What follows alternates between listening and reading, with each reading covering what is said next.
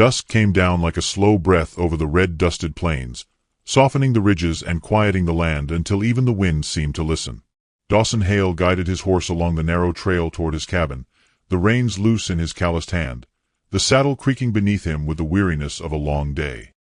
He had grown used to silence out here, silence and the long companionship of miles, but that evening something in the air felt altered, as though the world were holding itself still in anticipation of a moment it did not want him to miss. He noticed it first in the way the cottonwoods near his place seemed to lean inward, their trembling leaves whispering secrets to the dying light. Then he saw them. 2 young figures stood near the fence line, silhouettes cut from golden shadow as the sun slid behind them. They didn't move even when his horse slowed, as if fear had rooted them into the earth. Dawson felt his breath catch in his throat, not from surprise but from the immediate understanding that whoever they were desperate. Desperation had a way of staining the air around a person. He had learned to recognize it long ago. As he approached, the shapes sharpened into a boy and a girl, 19, both thin, with dust-coated clothes that had once been carefully kept. Their dark hair hung limp over their shoulders, and their cheeks were streaked not just with grime but with something rawer, shame, exhaustion, and the last spark of hope that had brought them to his gate. The girl stepped forward, her hands curled to her chest as though she was afraid even of her own voice.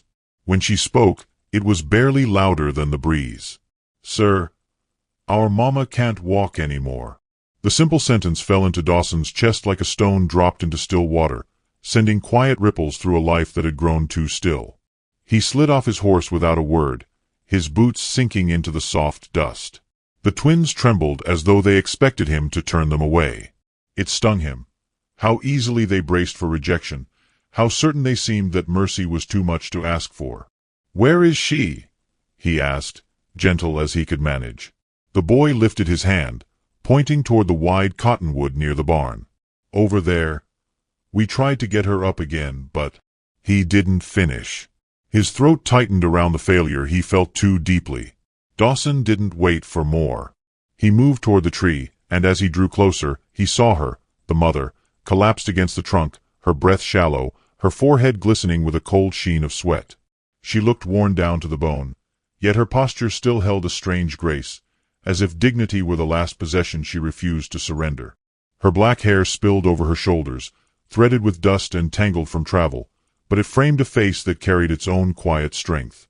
When Dawson knelt beside her, she startled, her eyes fluttering open like a lantern fighting the wind. The girl hurried after him. "Please, she hasn't eaten much. And the town." She swallowed hard. "They told us to leave. They said we were trouble." The words were knives she tried to whisper softly, but Dawson felt every blade. He had seen the town's cruelty before, masked behind its polite smiles, hidden beneath its claims of order. Outsiders always bore the weight of their judgment first. He slipped an arm beneath the woman's back, feeling how light she was, how her breath shuddered when he lifted her. Her eyes widened faintly, not in fear but in disbelief. Dawson steadied her with a hand behind her shoulders. "Easy," he murmured, though she didn't understand his words so much as the tone. It soothed her anyway. The twins hovered close, watching him with a mix of terror and fragile hope. When he realized their own legs were shaking, likely from hunger and too many miles, he shifted the woman carefully into his arms and glanced back at them. "Come on," he said, nodding toward the cabin. "All of you." They followed without hesitation. Inside his small home, the fire still held the warmth from earlier that morning. He laid the mother gently on his bed, tucking a folded blanket beneath her head. The girl, Lien, as he would later learn, knelt beside her immediately, straightening her mother's hair with trembling fingers. The boy, Shen, hovered near the doorway as though afraid he might break something by stepping too far inside. Dawson lit a lantern, its glow filling the room with a soft amber hue. It caught on the mother's face, revealing how the hardship had etched itself into her skin. She opened her eyes again, searching the dim shapes around her before settling on him. There was confusion there, but also something deeper, a question she did not know how to voice. He didn't speak either. Sometimes words only cluttered a moment that needed quiet. The twins busied themselves with small tasks, the girl smoothing the blanket, the boy checking her mother's pulse though he didn't know what to look for. Dawson could see the guilt pooling in their shoulders, the weight of feeling responsible for everything that had gone wrong. As he mixed a little water with leftover broth, Lien whispered, "She tried to walk, but she fell again. We didn't know where else to go." Her voice cracked like thin ice. "We thought maybe you would listen." He handed her the cup, nodding toward her mother. "Let her sip it." Slowly. Lien did, her breath trembling as she lifted the cup to her mother's lips. The woman drank weakly, eyes fluttering closed as warmth spread through her. Dawson stepped back, giving them space. He didn't know their story yet, but he knew suffering when he saw it. And something about the mother, about the twins, told him their hardship had been long, undeserved, and heavy. A faint rustling made him look toward the doorway. Outside, in the fading light, a lone figure on horseback paused near the fence line. The silhouette was unmistakable. Marshal Clay Trenton. His presence was a warning carried on silent hooves. Dawson's jaw tightened. The marshal lingered a moment, watching the cabin with a stillness that felt too deliberate, before turning his horse and disappearing back toward town. His absence left a coldness in the air that had nothing to do with the dusk. Dawson closed the door, the latch echoing softly. Behind him, Maylene's eyes opened once more. Her voice was fragile but clear enough to reach him. "Why are you kind to us?" The question stopped him mid-breath. He looked at her, this woman who had crossed miles of cruelty, who asked for nothing yet carried everything. The twins watched him too, their faces suspended in that delicate space between fear and hope. Before he could answer, the lantern flickered, and a sudden gust rattled the shutters, as if something outside had shifted, waiting for what came next. Morning seeped gently into the cabin, pale and delicate, as if afraid to disturb the fragile peace that had settled during the night. Dawson moved quietly as he rekindled the fire, careful not to wake the three strangers who had turned his home into something softer just by existing within its walls. Shin lay slumped near the hearth, head resting against a folded coat Dawson had placed under him. Lien slept in a chair, her arms curled protectively around her mother's blanket-covered legs. And Maylin rested on the bed with her breathing steadier than before, though exhaustion still clung to her features like a second skin. Dawson stepped outside for a moment, letting the crisp air clear his thoughts. The memory of Marshal Trenton's silhouette from the night before hovered in the back of his mind. The man brought trouble wherever he paused. Dawson knew better than to ignore that shadow, but he also knew fear was a poor reason to turn away those who had nowhere else left to go. The cottonwood leaves rustled overhead, giving a whisper of agreement, or perhaps warning. Out here, it was sometimes hard to tell the difference. Inside, Lien stirred. When Dawson returned, she blinked sleepily, then straightened with embarrassment, smoothing her hair as if she'd broken some unspoken rule simply by resting. "I'm sorry," she murmured. "I should have stayed awake. Mama might have needed something." "You needed rest too," Dawson replied, hanging his hat on the wall. "You're safe here. All of you." Lien looked down, her fingers twisting together. Gratitude flickered across her face, sharpened by the disbelief that safety could be offered so freely. Shen woke next, pushing himself upright with a stiff groan. He nodded at Dawson with a mixture of respect and caution, the look of a boy forced to become a man far too early. His eyes lingered on the bed where Maylin slept. Dawson recognized the fear in that glance, the fear of losing the only softness left in their world. When Maylin finally woke, she tried to sit up, but pain rippled through her back, and she winced sharply. Dawson stepped forward without thinking, steadying her shoulders with broad, gentle hands. She froze beneath his touch, startled by the warmth of a stranger willing to carry her pain without question. For a heartbeat, her gaze met his. Something unspoken passed between them, fragile yet undeniable. Lien hurried to adjust the blankets. "Mama, don't move too fast," she whispered. Maylin breathed shallowly, then forced a small, apologetic smile. "I am ashamed," she said softly, her accent rounding each word with delicate precision. "We bring trouble to your door." Dawson shook his head. "Trouble didn't come with you," he said. "Trouble was already riding around last night." Maylin's eyes flickered with understanding. "The man on the horse," she murmured. "The one watching." Shin stiffened. "We saw him too," he admitted. He followed us for part of the road. We thought, maybe he wanted to make sure we left town. His voice wavered. He didn't have to scare us like that. Dawson's jaw tightened. Trenton often hid cruelty beneath the mask of keeping order. Outsiders had never been welcome, Chinese families least of all. Dawson had seen it before. The whispered slurs, the narrowed stares, the suspicion that clung to anyone who didn't look or sound like the town wanted them to. He leaned back slightly, choosing his words with care.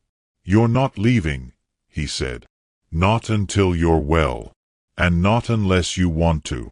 Mei Lin blinked rapidly, her throat tightening. She bowed her head in a gesture that felt ancient and reverent, though she owed him nothing. "Thank you," she whispered. "I have not heard kindness in many months." The twins busied themselves helping Dawson prepare a simple breakfast: eggs, bread, a little warm broth for Mei Lin. Lien worked with practiced skill despite her exhaustion, and Shen watched Dawson closely, mimicking his movements as he chopped wood outside. Dawson saw something in the boy he recognized from his own youth, a hunger to learn, to stand on steadier ground. As hours passed, the twins began telling their story in fragmented pieces. How their father died under a railroad camp foreman's cruelty, how Mei Lin had been forced to work long shifts sorting scrap metal for pennies, how the foreman struck her when she slowed from exhaustion. Shen's fists tightened until his knuckles whitened. Lien's voice trembled when she described dragging their mother away in the night after one final blow left her unable to walk more than a few steps. The town of Red Hollow had offered no refuge. Abigail Crow at the Mercantile had turned them away, her voice sharp as a knife. "We can't have you here," she'd said loudly, ensuring the whole store heard. "People will think we're inviting trouble." Someone else muttered, "Strays usually bring lice and bad luck." Another man laughed. "Railroad rats don't belong in decent streets." Lien had held her mother upright while Shen begged for a doctor. But everyone looked away. No help. No shelter. No mercy. Dawson listened, each detail sinking into him like slow-burning coals. These three had walked a road paved entirely with rejection, yet somehow still carried a willingness to hope. It humbled him in ways he couldn't explain. When Mei Lin attempted to stand later that afternoon, her legs buckled almost immediately. Dawson caught her before she hit the floor. She gasped, gripping his arm, her fingers feather-light but desperate for balance. Her breath brushed his shirt. The twins hovered anxiously, but Mei Lin shook her head faintly, embarrassed by her weakness. "I should not rely on you," she whispered. "You should," Dawson replied softly. "Just until you can stand steady again." Her eyes filled with the sheen of someone unaccustomed to gentleness. She looked away, as though the weight of gratitude was too heavy to carry openly. Later, while Dawson stepped outside to fetch water, he saw hoofprints circling near the fence. Fresh, deliberate, circling like a wolf testing the edge of camp. He scanned the tree line, but the rider was long gone.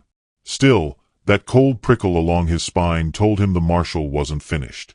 Inside, Mei Lin rested again, the twins preparing a small meal with nervous energy. Dawson paused at the doorway, watching the faint amber glow of lamplight wrap around the three of them like an unspoken plea. As he stepped inside, the floorboards creaked softly under his boots. All three looked up. For the first time, Mei Lin held his gaze without fear. "Is someone coming for us?" she asked. The wind rattled the shutters, offering an answer before Dawson could.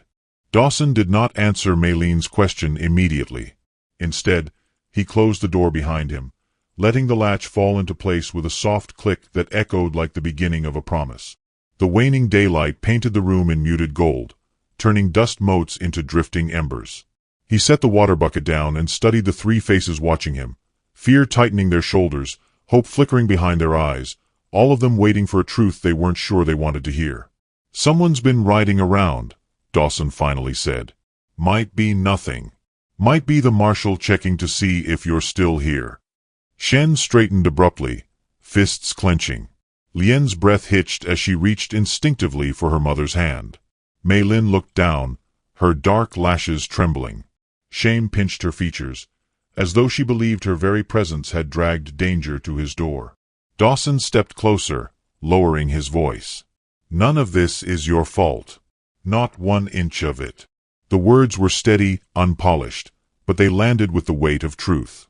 Mayleen's eyes lifted, uncertain but listening. To distract the tension simmering in the air, Dawson began preparing supper. Lien moved automatically to help, slicing vegetables with nimble, practiced hands, while Shen tended the fire. Dawson watched them quietly. Two young people who should have known laughter and rest, not survival sharpened into instinct. Maylin, perched against the headboard, folded the corner of a blanket with delicate fingers, trying to appear useful despite her weakened body. The cabin filled with the scent of simmering broth, a humble meal but warm enough to chase the cold from their bones. As they ate, Shen spoke hesitantly. "We can work for you," he said, glancing at Dawson. "I can do anything. Chop wood, fix fences, tend horses. We don't want to bring trouble. We want to repay what you've done." Dawson shook his head. "No debt here. You're guests." Shen lowered his gaze, shame returning.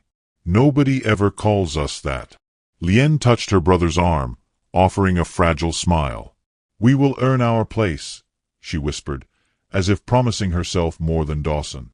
Maylin watched her children quietly, her expression full of pride and sorrow intertwined, the way only a mother who has endured too much can carry both at once.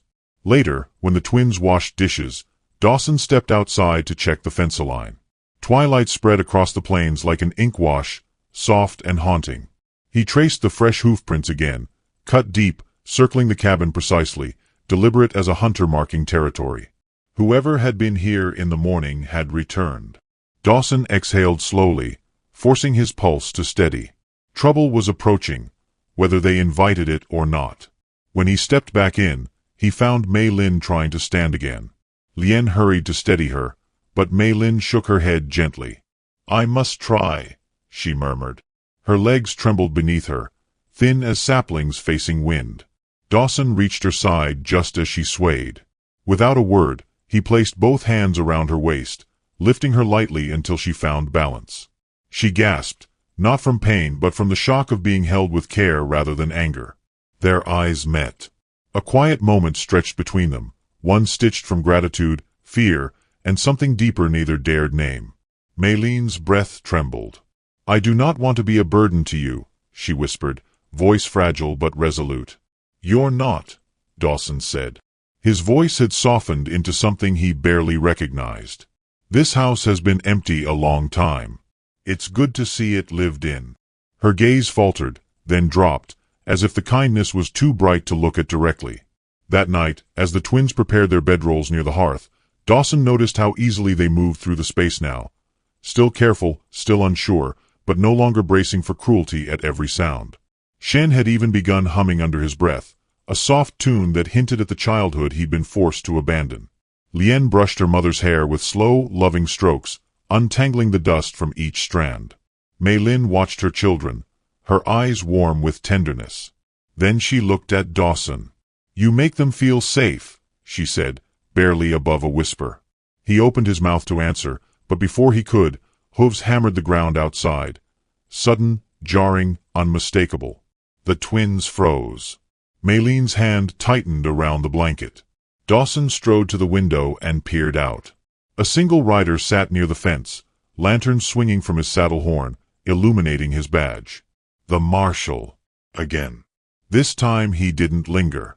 He leaned forward, studying the cabin with a calculating stare, then turned and rode off, dust billowing behind him like a warning dragged through the dark. Dawson's pulse tightened. Maylin saw his expression and whispered, "He will come back." "He might," Dawson acknowledged. Silence stretched through the room until Shen finally spoke. "Maybe we should leave," he said. "We don't want you to get in trouble because of us." Dawson shook his head immediately. "No. You're not running again." His tone brooked no argument, but it wasn't anger that strengthened it, it was conviction. Lien looked at him with wide, fragile eyes. "Why?"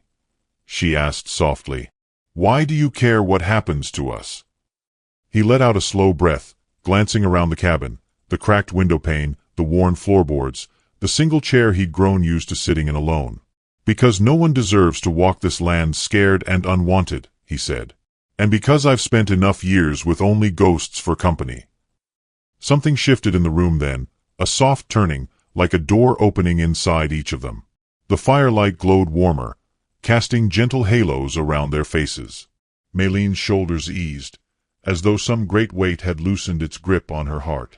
Later, after the twins drifted into exhausted sleep, Dawson found Maylene still awake, her eyes reflecting the flicker of the fire. She studied him with a quiet intensity that felt almost like a question she wasn't ready to voice. "You should rest," Dawson said gently. "I will," she murmured. "But, thank you for seeing us." He swallowed, the simplicity of her words striking deeper than any declaration could. Outside, the wind brushed against the cabin again, this time sounding more like a warning than a whisper. Dawson looked toward the window, feeling the night shift around them. Something was moving in the dark, something drawing nearer. The following morning arrived wrapped in a stillness that felt unnatural, as though the plains themselves were waiting for something to begin. Dawn spilled across the horizon in faint streaks of amber, brushing the cabin walls with light too soft to erase the tension that had settled inside during the long hours of night. Dawson had slept lightly, if at all, his senses tuned to every distant hoofbeat, every whisper of wind against the shutters. Maylene stirred first. Her breath trembled as she tried to push herself upright, pain tugging at her muscles like invisible hands. Dawson moved to steady her, and for a moment their hands remained clasped longer than necessity required. Neither acknowledged the stillness between them, but both felt it. Shen stepped outside to gather firewood, eager to distract himself from the fear that gnawed at him. Lien began boiling water for tea, her movements quiet and careful. Dawson sensed a weight pressing on each of them, the dread of being hunted simply for existing where others decided they did not belong. He walked to the window, scanning the open land beyond the fence line. Nothing moved, but the silence itself felt like a presence. Maylene watched him, her brows drawn. "He is coming, isn't he?" she asked softly. Dawson exhaled slowly. "I think he means to force a reckoning." The words hung heavy, and Maylene closed her eyes briefly as if steadying her spirit before it could break. "I do not want your life tangled in our troubles," she murmured. "We can leave tonight, before he returns." "You're not leaving." His response came too quickly, too firmly. When she looked up in surprise, Dawson softened his tone but not his conviction. "Not like this. Not scared. Not chased." He paused, searching her face. "You've run far enough." Her gaze warmed, though sorrow threaded through it. "I do not want anyone hurt because of us." He shook his head. "The marshal's the one causing hurt, not you." Before more could be said, the cabin door swung open and Shin rushed inside, breathless. "Riders," he whispered. "2 of them. Coming down the ridge." Lien froze. Maylene's fingers curled into the blanket. Dawson stepped past the boy, placing a steadying hand on his shoulder before moving outside. The riders approached slowly, their shapes growing larger against the rising sun. The first wore the marshal's badge, glinting sharply in the light. The second, a hired gun Dawson recognized only by reputation, carried a rifle across his saddle as though it were an extension of his own spine. Dawson stood on the porch, boots rooted to the wooden planks, posture calm but solid. He waited until the horses stopped before speaking. "Morning, Marshal." Clay Trenton tipped his hat, though his eyes carried no courtesy. "Morning, Hale. Heard you've taken in some railroad strays." His gaze drifted toward the window where Lien and Shen peered out before snapping back to Dawson like the tightening of a noose. "Town's uneasy. Folks say you're harboring outsiders who might stir trouble." Dawson's jaw flexed. "They're 3 people who needed help. That's all." Trenton smirked. "Help is one thing. Keeping them here is another. The town wants them gone." "The town or you?" Dawson asked. The marshal's smile thinned. "Makes no difference. They leave today." Dawson stepped down from the porch, closing the distance between them. "They're not leaving." The hired gun shifted, one hand lightly brushing his rifle. Trenton narrowed his eyes. "You willing to risk a fight over people you don't even know?" Dawson's voice deepened, steady as bedrock. I know enough. I know they've been starved, beaten, and refused kindness at every door they knocked on. And I know they deserve better than being hounded off the land like animals." Trenton clicked his tongue, impatience flaring. "You think you get to decide who belongs here? This town was built by its own, not by drifters with strange tongues and strange blood." The cruelty in those words burned hotter than the sun. Maylene's quiet dignity flashed through Dawson's mind, her bowed head, her whispered gratitude, her trembling steps toward healing. Something inside him hardened. "They stay," Dawson repeated. Trenton leaned forward in his saddle, voice dropping to a cold whisper. "Then whatever happens next is on you." He tugged the reins, turning his horse sharply. The hired gun followed. Dust rose behind them like a warning burned into the morning air. Inside the cabin, Shen paced in tight circles. Lien wiped tears she tried to hide. Maylin watched Dawson as he entered, her expression a blend of fear and something deeper, something tender and raw. "You should not fight for us," she whispered. He knelt beside her, meeting her gaze. "I'm not fighting for you," he said. "I'm fighting for what's right." Her breath caught, and she looked away quickly, but not before he saw the glimmer in her eyes. Hours passed under a heavy sky. The twins worked in silence, mending tools, sweeping floors, preparing meals none of them touched. Dawson checked the rifle he hadn't handled in months, not out of desire for violence, but out of the quiet knowledge that protecting people often demanded more than peaceful hearts wished to give. Late afternoon settled when the air shifted again. Hooves thundered from the north, more than two this time. Dawson stepped outside before the others could stop him. 3 riders approached, rifles slung across their backs. Not guns drawn, but displayed, a threat wrapped in pretense. Maylin limped to the doorway, leaning hard on the frame. "Dawson," she whispered, terrified. He didn't turn around. His stance remained unwavering. The lead rider halted his horse a few yards away. "Marshal wants the foreigners handed over quiet," the man said. "Says you've had enough time to think." Dawson studied them. 3 men, all armed, none brave enough on their own but confident in numbers. The plains stretched behind them like a vast, indifferent witness. "You tell the marshal," Dawson said slowly, "that I won't let him tear apart this family." The word slipped out before he could stop it. Family. It hung there in the cooling air, heavier than any threat exchanged. Behind him, Maylin gasped softly. Lien's breath broke into a sob. Shen stepped closer, shoulders squared. The riders stared, stunned first, then furious. "Well," the lead one said, spitting into the dirt, "sounds like you made your choice." He lifted his hand in a signal. Somewhere behind the cabin, a gun cocked. Maylin cried out. Dawson spun toward the sound. And the world narrowed into a heartbeat, a breath, a single moment poised on a blade's edge. The sound of the cocked gun split the air like a crack in the world, and Dawson moved before thought could catch him. He lunged toward the back of the cabin just as a man stepped from behind the shed, rifle raised, eyes narrowed with the cold certainty of someone carrying out another man's cruelty. Dawson slammed into him, the rifle firing into the dirt, spraying dust into the wind. The twins screamed, and Maylene's wounded cry tore through the space between heartbeats.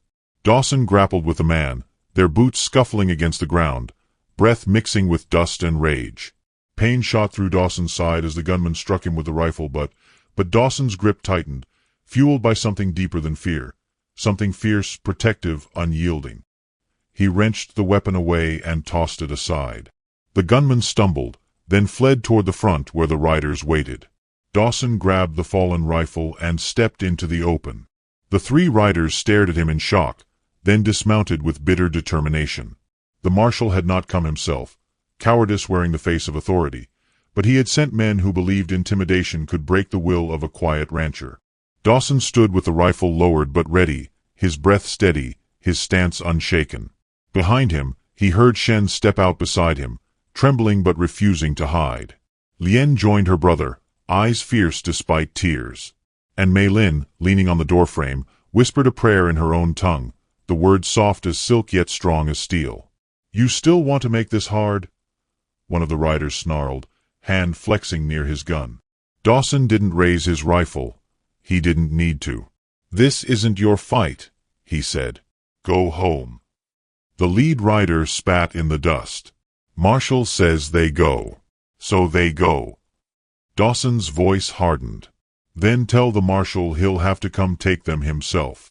A tense beat passed, wind rattling the fence, leaves trembling like frightened hearts.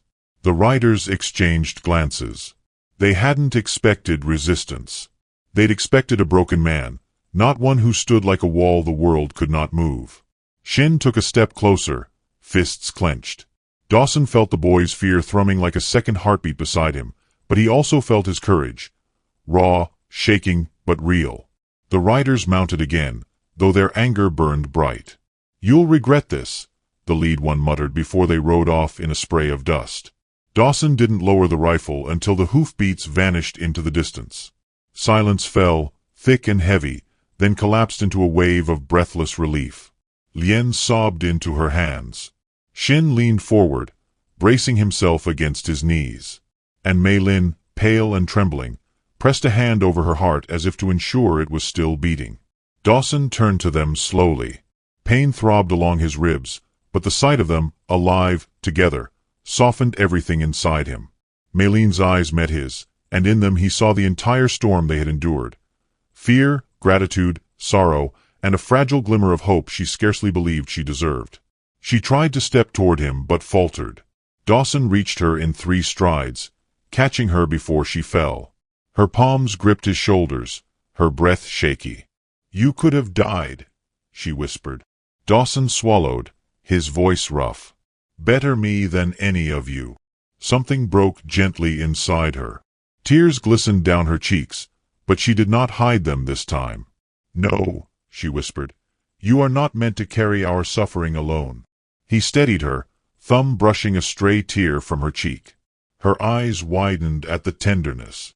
It had been so long since anyone touched her without violence or demand that the simple gesture felt like the shattering of an old, forgotten lock. Lien and Shen watched in silence, understanding something momentous had shifted between their mother and the quiet rancher who had opened his home, and now his heart, to them. Inside, Dawson helped Mei Lin sit by the fire. The twins wrapped blankets around her shoulders, fussing with gentle hands. Dawson stepped outside to gather the scattered wood, needing a moment to breathe, to absorb what had happened. The sun dipped behind the hills, painting the sky in streaks of rose and gold, as if the world wanted to soothe the wounds carved into the day. When he returned to the cabin, the fire glowed warm, and Mei Lin looked at him as though he had become something more than a stranger, more than a rescuer, something she did not yet have the words for. She reached out a hand. "Sit," she said softly. He did. For a long while they said nothing. The twins drifted into exhausted sleep near the hearth. Mei Lin studied the flames, her expression thoughtful, vulnerable. "I thought kindness was a story people told to comfort children," she murmured. "I did not know it could walk on 2 legs." Dawson met her gaze. "Kindness isn't just a story," he said. "It's a choice." She inhaled shakily. "Then why choose us?" He hesitated. His heart felt too large for his chest. "Because you reminded me what it means to feel needed," he admitted. "Because this cabin has been empty for too long. Because when I carried you inside, it felt like the world finally made sense."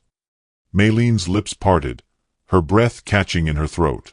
"Dawson," she whispered, her voice trembling around the weight of unspoken emotion. He reached for her hand.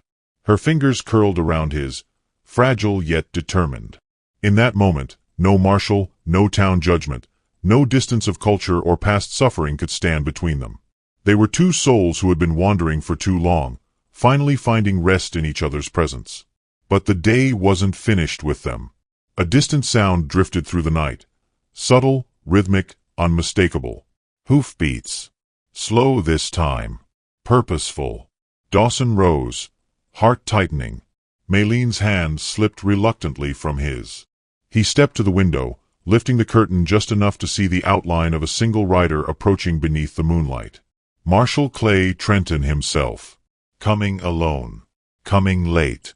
Coming ready. The conflict they thought they'd survived was only the beginning.